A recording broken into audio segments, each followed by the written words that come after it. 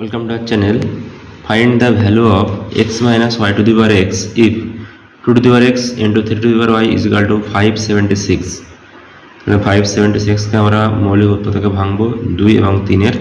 উৎপাদক পাবো 576। যেহেতু শেষে জোড় সংখ্যা আছে 2 দিয়ে আমরা এটা কি করতে পারি, 2 দুগুণে 4, 1 থেকে 8 দুগুণে 16, 1 থেকে 8 দুগুণে 16,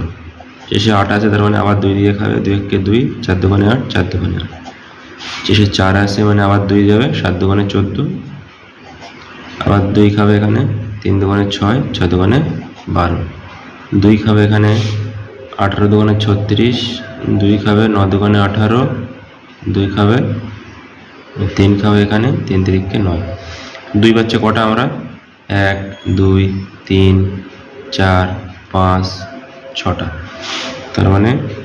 576 সেটা আমরা 2 to the power 6 ইন্টু 3 পাচ্ছি কটা দুটো মানে 3 স্কোয়ার, তার মানে আমরা 2 to the power x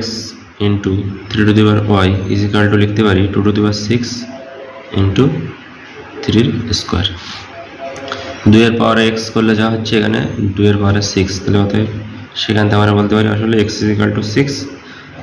R y is equal to আসলে 2, কিন্তু এটা আমাদের অ্যান্সার না, আমাদের বলেছে x minus Y to the power x।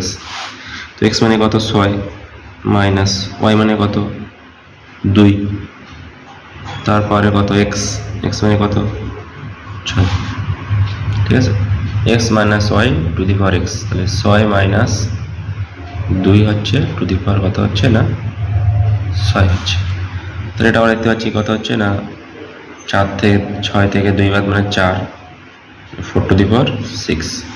এর 4 to the power 6 এখানে অ্যান্সার নেই, তাহলে আমরা কী করছি না এই 4টাকে 2 কনভার্ট করছি, 4 মানে 2 এর স্কোয়ার হয় বাইরে 6, তার মানে পাওয়ার দুটো গুণ হয়ে যায় 2 to the power 12, যেমনটা অ্যান্সার আছে আমাদের ওখানে আমাদের হয়ে যাচ্ছে 2 to the power 12।